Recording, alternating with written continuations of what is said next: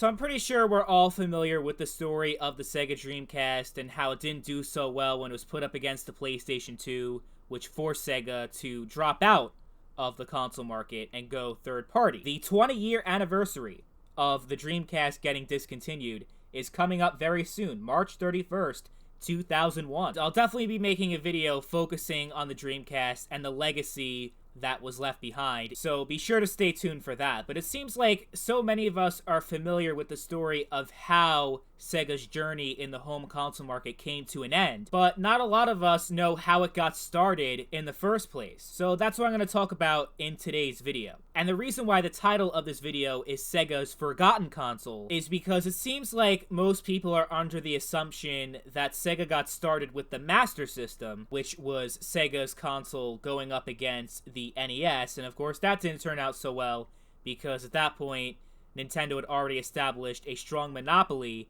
in the console market, and if a game publisher wanted to make a game for the Master System, Nintendo did not allow them to publish that same game on the NES. So Nintendo kind of used that as leverage because their console was so successful, and it prevented Sega from gaining any real ground in the console market because Nintendo pretty much made sure that didn't happen. That obviously changed with the introduction of the Sega Genesis, which was Sega's fourth generation console, and the 16-bit war was one of the fiercest console wars in video game history between the Genesis and the Super Nintendo. I think the only other console war that comes close is the PS3 and 360 in the 7th gen. So Sega was at its peak during the 4th generation. Everyone knows about the Sega Genesis. People even know about the Sega Saturn, which was their 5th gen console, and that didn't do nearly as well as the Genesis, and that was kind of the beginning of the end for Sega. The Dreamcast was the nail in the coffin, unfortunately. So, but people, they know about those 4 systems from Sega. They know about the Master System, the Genesis, the Saturn, and the Dreamcast. But people don't know that Sega actually had a console before the Master System, the SG-1000. That was what that console was called. People don't really know about it that much because it didn't really have much of an effect on the video game industry overall. I mean, it was what got Sega going in the first place, but it didn't really have a lasting impact compared to the other consoles made by Sega. Even the Master System had much more of a legacy than the SG-1000, because there are people that, they can name at least a few games on the Master System, like the 8-bit Sonic games, for example, and there was also Mortal Kombat and Shinobi. There were a few games, Streets of Rage, that people remember from the Master System, but nobody knows anything about the SG-1000. A lot of people don't even know that it existed, never mind any games that were on it. But that's for a reason, because the SG-1000 was Sega's biggest failure, and that says a lot because Sega had a lot of failures. They had the Dreamcast, the Sega Saturn, the 32X, Sega CD. Even the Master System wasn't very successful, but the SG-1000 was by far the worst selling system that Sega's ever made. They only sold 160,000 SG-1000s. The SG-1000 only got released in Japan, New Zealand, and Australia. It did not get a North American release or a European release, but still 160,000. Yeah, those are some really bad sales numbers, even if it's only in Japan. Compare that to the Dreamcast, which is considered a big failure. It sold about 9 million units worldwide before it was discontinued. Same thing goes with the Saturn. The Saturn actually sold more than the Dreamcast. It was closer to 10 million. And the Master System sold about 12 million. Yeah, so compare the SG-1000 to those consoles, and yeah, it was definitely a huge flop for Sega. And there are several reasons as to why the SG-1000 didn't take off. I think the big one, you could tell by the gameplay, is that the SG-1000 was very underpowered for its time. Even in 1983, it fell way behind the Famicom. It was actually released on the same day as the Famicom in Japan, July 15th, 1983. Both consoles came out on the same exact day in Japan. And what console do you think people gravitated more? It was obviously the Famicom.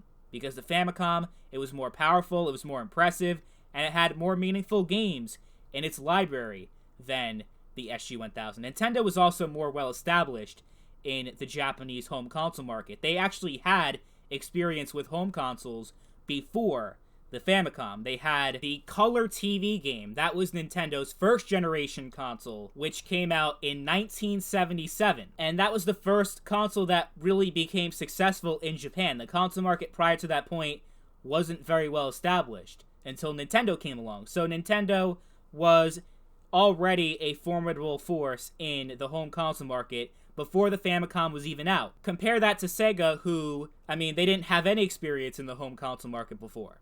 They had plenty of experience with arcades, but it didn't really translate very well into the SG-1000, especially considering that Sega wasn't really established that well in Japan, never mind in the home console market, because Sega, the thing that people don't know about Sega was that before the SG-1000, before the Master System, Sega was actually an American company. That's how they started off. They were an American company founded by Americans, and it eventually transitioned into a company based in Japan. But throughout the 60s and 70s, like when Sega was really taking off in the arcade market, that was in the North American arcade market.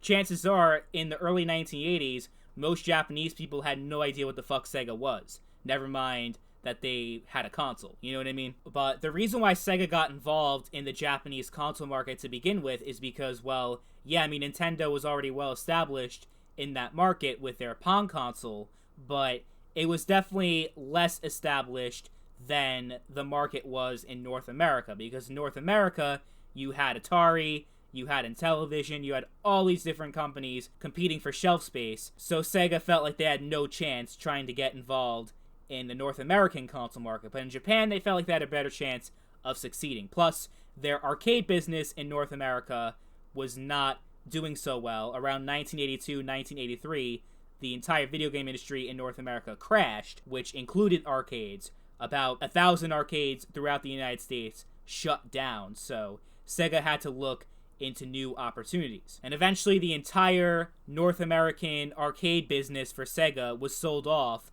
to a different company, and Sega gravitated more towards Japan. It became a Japanese-based company years later. But that's something people don't know, that Sega was actually an American company for many years. I think the SG-1000 definitely would have had a much better chance if the graphics were on par, or even somewhat close to what the Famicom offered, because it was just night and day. Like, it wasn't even close. There was no way that the SG-1000 on a technical level could reasonably compete with the Famicom. The SG-1000 had the same graphics as the ColecoVision and Atari 5200, so yeah, it just kind of was lost in video game history. It was part of the lost generation of consoles in between the second and third gen. Those three systems never really took off, and a big part of that was because those consoles were just so underpowered for their time. It's like if you had a new console manufacturer release a brand new console in 2021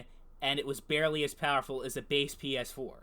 Like, that obviously wouldn't work. It's the same concept. The SG-1000 was just so far behind, graphically speaking. So it never really stood a chance. And only 2 years later, Sega would discontinue the SG-1000 in late 1985 and focus entirely on the Master System. So they competed with Nintendo twice in the same generation. The Master System obviously did a lot better than the SG-1000, but imagine how different things would have played out in the third gen if in 1983, instead of the SG-1000, we got the Master System instead. Things would have been a lot more interesting because Sega would have been on a much more level playing field against Nintendo from a graphical perspective, and also the control layout, because the SG-1000, they had the traditional joystick that, the consoles in the 1970s had, and you also had the two shoulder buttons on the side. So Sega played it safe as far as their control layout went, and it was pretty standard for a console back then.